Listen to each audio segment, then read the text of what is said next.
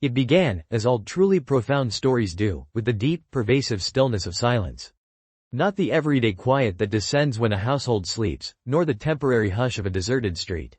This was a deeper, more fundamental quiet, a silence that seemed to have settled over the very bones of the world, specifically within the secluded village of Nuar and, most particularly, within the Waystone Inn.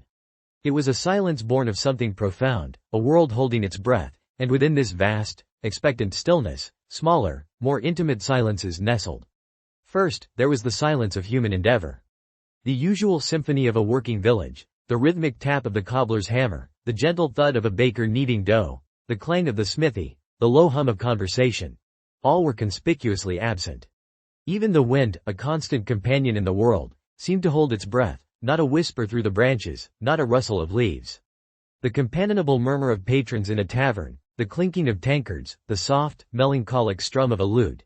These familiar sounds had vanished, replaced by an unsettling, almost palpable quiet that pressed down, a blanket woven from the absence of sound. Then, there was the smaller, more anxious silence that resided within the very walls of the Waystone Inn itself. Upstairs, a man lay restless in his deep, sweet-smelling bed. He was wide-eyed in the dark, utterly motionless, waiting for the elusive embrace of sleep that steadfastly refused to come. His own private silence, born of an unspoken fear and a gnawing disquiet, added its thin, reedy note to the larger, hollow quiet outside.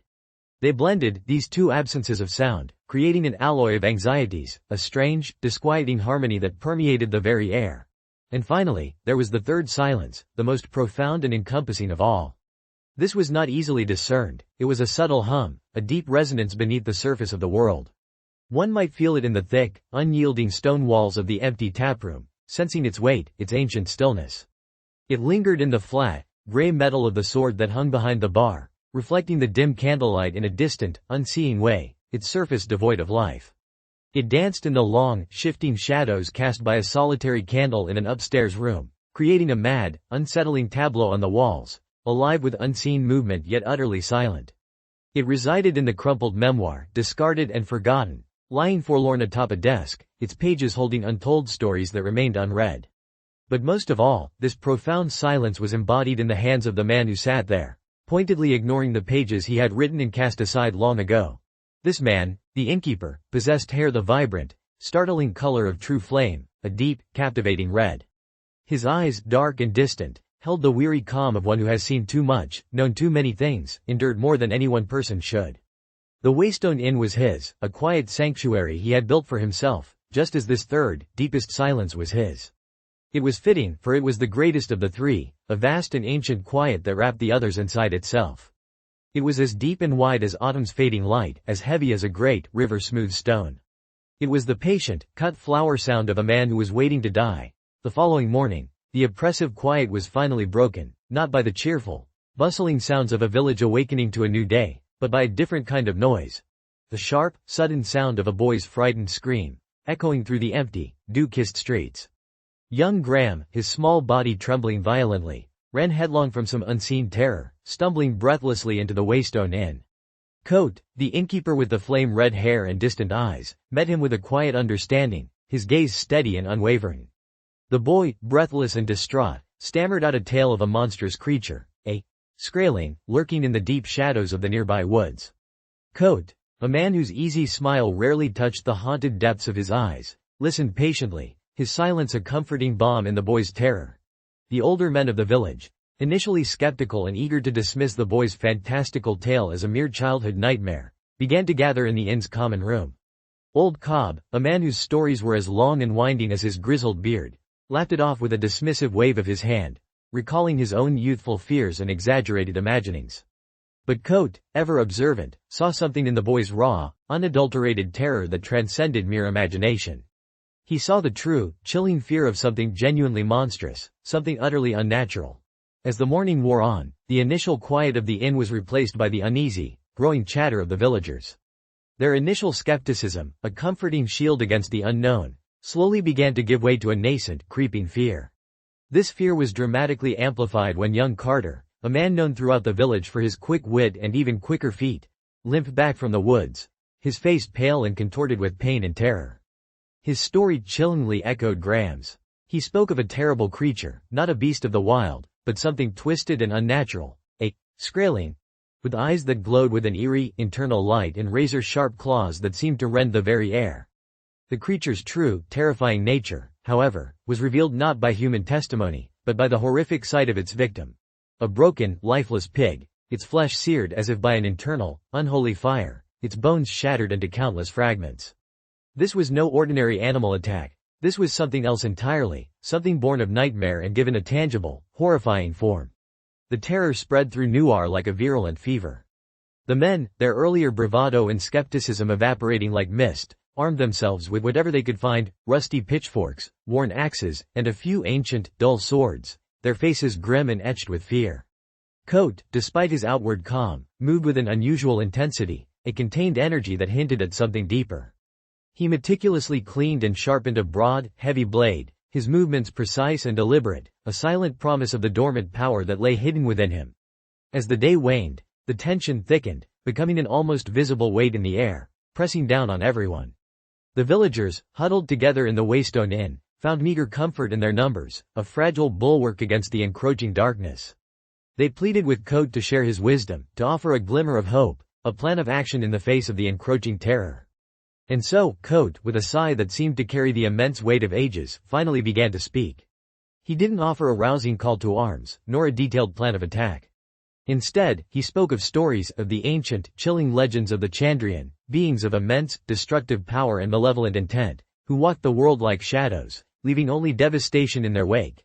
His words, imbued with a strange, compelling authority, painted a vivid, terrifying picture of these mythical figures, their chilling powers, their terrifying beauty, and the sheer scale of their malice. He spoke of the ash-gray man, whose touch brought scorching flame, the white-haired man, whose eyes held secrets that drove men mad, the man with eyes of dark stone, silent and unyielding, the silent woman, whose presence brought an unnatural stillness, and the last, the most terrible of all, the one whose name was never spoken aloud, whose very presence heralded unimaginable destruction. He spoke of their signs, the subtle, horrifying clues they left in their destructive paths. Burnt wood that smelled not of ordinary flame but of something ancient and foul, unblinking eyes that held no warmth or life, shadows that clung to them unnaturally, refusing to obey the laws of light. His voice, though quiet, held a resonating power, a deep, compelling current that pulled the listeners into a world of ancient fear and untold tragedy, a history lesson delivered with the weight of personal experience. The villagers, utterly captivated and utterly terrified, hung on his every word, their faces pale in the flickering candlelight. They saw, perhaps for the first time, not merely a quiet, unassuming innkeeper, but a man burdened by a vast and perilous knowledge, a man who had walked in the shadows of legends. Bast, Kvothe's enigmatic assistant, sat quietly in a corner, his dark eyes watchful, his own secrets carefully guarded, his true nature hidden beneath a charming facade. The next morning, the Skraeling returned, more bold and terrifying than before, emboldened by the previous night's fear. It stalked through the deserted streets of Nuar, an ethereal, chilling apparition, its glowing eyes casting an eerie, malevolent light on the familiar buildings of the village. The very air crackled with its presence, the subtle hum of its unnatural power, the very stones seeming to shrink from its palpable malevolence. Kvothe, his face a mask of weary resolve, met the creature not with a sword, but with a quiet, almost imperceptible shift in the air around him, a subtle manipulation of unseen forces. He spoke words that seemed to be woven from the very fabric of existence, words of power that resonated with ancient echoes, words from a deep, forgotten language. The creature, caught in an unseen snare of his will, writhed and shrieked, its otherworldly cries tearing at the fragile peace of the village, a sound of agony and despair. It was a brutal, desperate dance between man and monster, a silent, harrowing ballet that showcased Kvothe's hidden strength, a fleeting glimpse of the formidable, almost terrifying power he held caged within himself. The creature, broken and defeated, dissipated into nothingness, leaving behind only the lingering stench of ozone and the heavy weight of lingering fear. The villagers, stunned into silence and then overflowing with immense relief, looked at Kvothe with a newfound awe, their respect for him now tinged with a deeper, unsettling fear. He was not just an innkeeper, he was something more, something dangerous and magnificent, a living legend disguised as a simple man. It was then that a stranger arrived, Chronicle, a chronicler of great renown, a man whose reputation for seeking out truth preceded him. He had been drawn to Nuar by the whispers of the unusual events, the strange occurrences, the compelling stories. He sought to hear the truth of Kvothe's past, to uncover the secrets of the legendary Kvothe, the man who had vanished from the world, leaving only whispers and legends in his wake. Kvothe, after a moment of profound hesitation, a visible struggle with himself, finally agreed to tell his story, not as a performance, but as a confession, a laying bare of his soul, a final catharsis. He set the terms with an unwavering gaze. 3 days, no interruptions, only the unvarnished truth, no matter how painful, no matter how revealing. Chronicle, a man of quiet determination and keen perception, agreed immediately, sensing the immense weight of the tale he was about to receive, understanding the gravity of the moment. And so, the story began, in the quiet, firelit common room of the Waystone Inn. Kvothe, his voice a low, resonant rumble, began to speak of his childhood, of a nomadic troupe of Adema, a vibrant, traveling band of performers, musicians, and storytellers. His early life was a rich tapestry woven with the vibrant threads of music, laughter, and the gentle, rhythmic sway of the open road.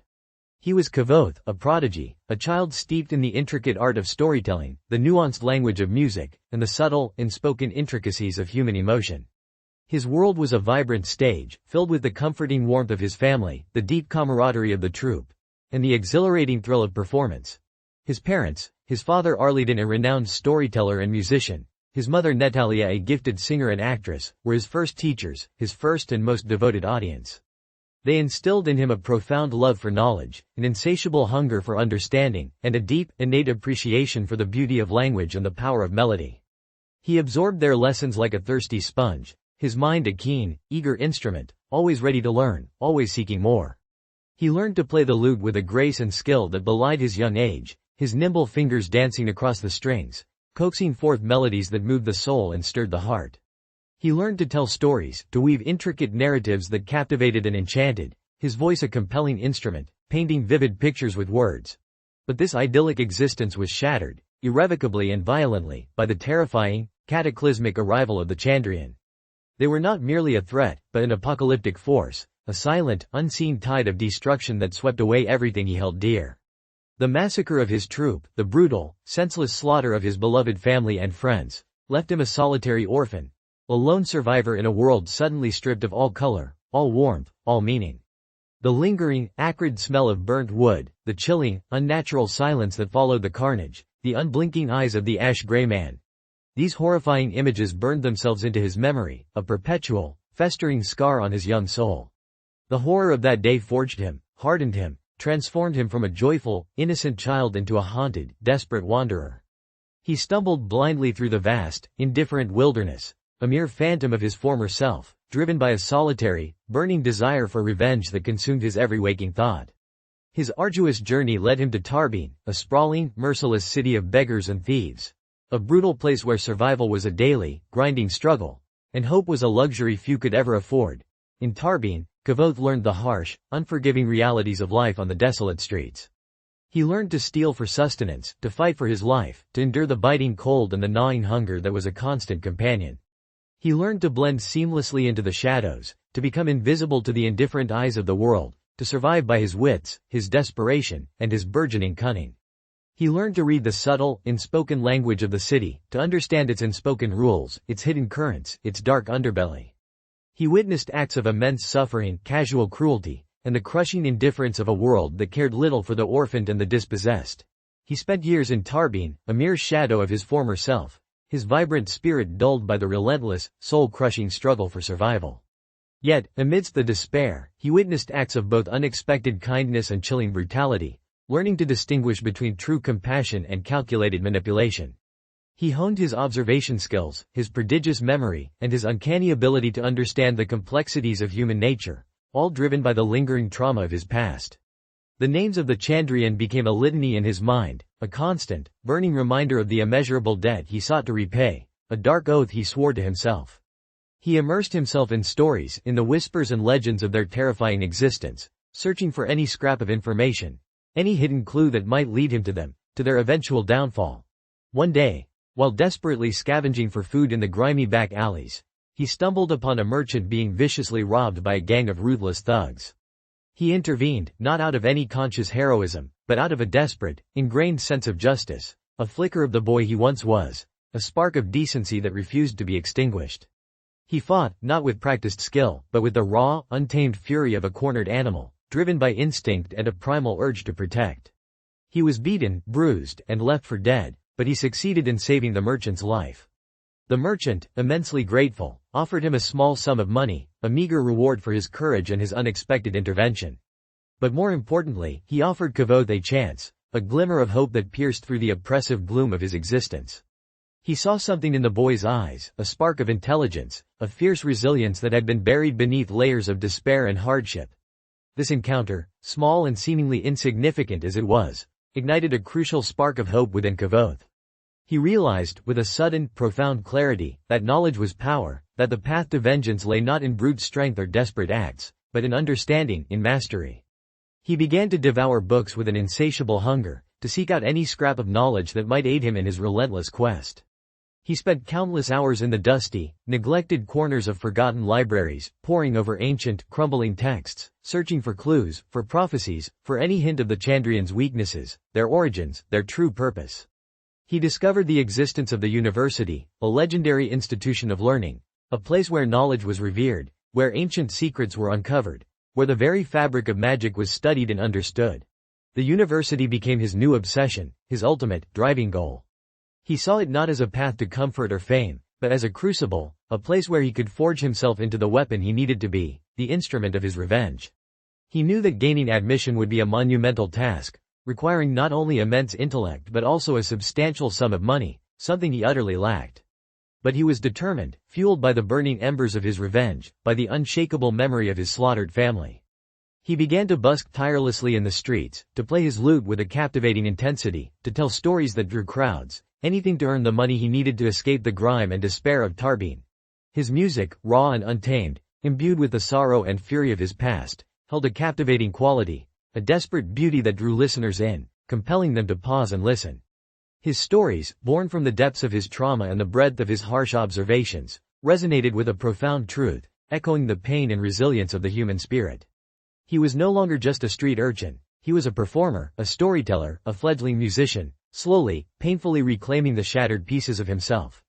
The journey to the university was long and arduous, fraught with petty dangers and the constant, gnawing struggle for mere survival. He faced challenges that tested his resolve to its breaking point, temptations that threatened to derail him from his desperate path.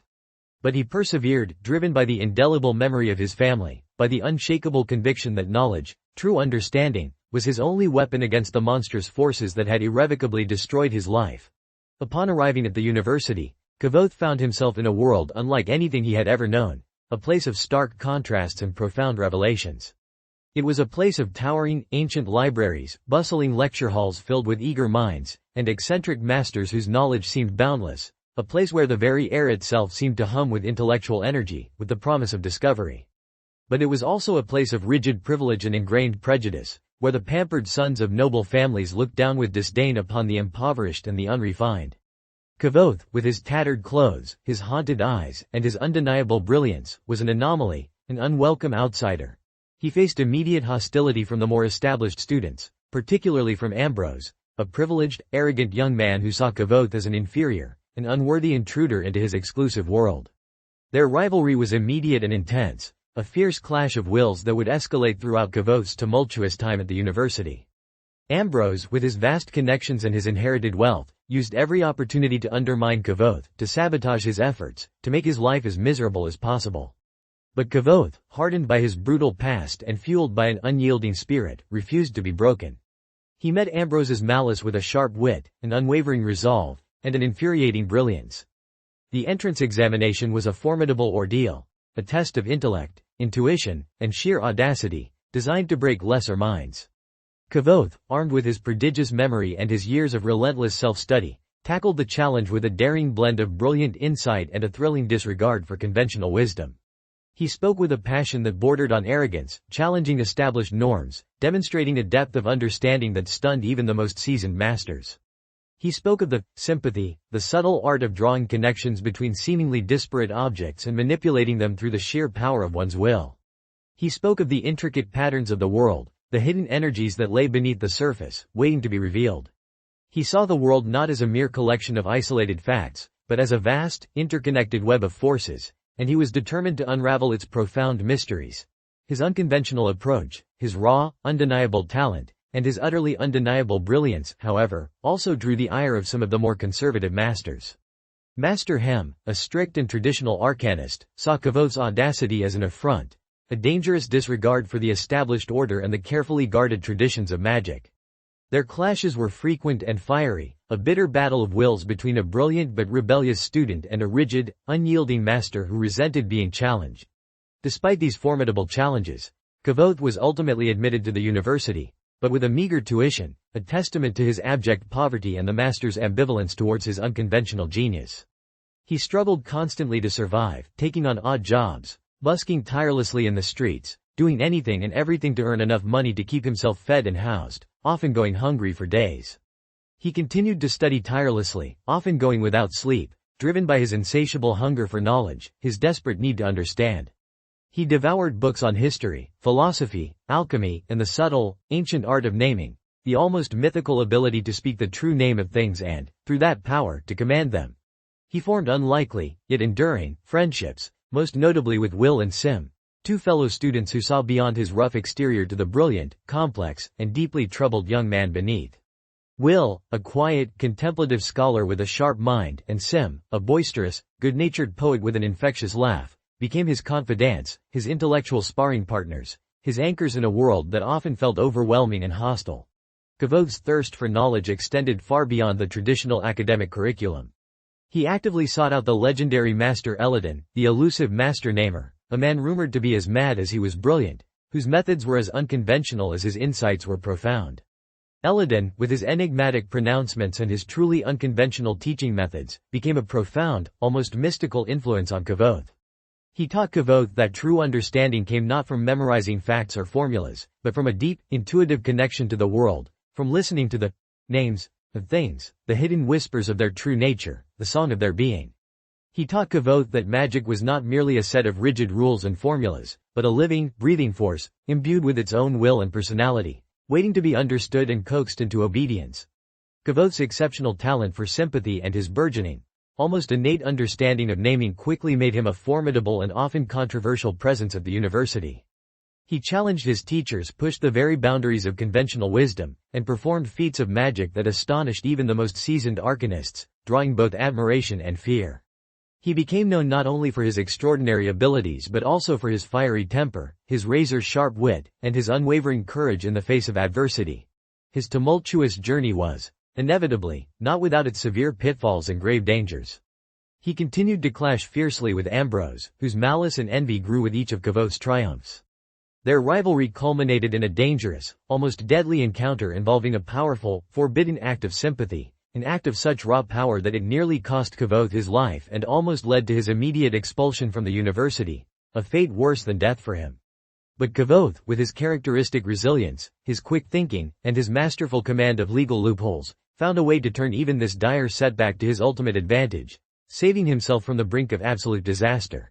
He also found love, or something akin to it, a profound, consuming affection, in the form of Denna, a mysterious, ethereal young woman with a captivating smile, a beguiling nature, and a constantly shifting array of identities and allegiances. Their relationship was a complex, often frustrating dance of intense attraction and elusive connection, a whirlwind of chance encounters, whispered conversations, and lingering, heartbreaking goodbyes. Denna, with her secrets, her wanderlust, and her uncanny ability to slip through his grasp, was as captivating as she was perpetually frustrating. She was a muse, a confidant, a source of both immense joy and profound heartache.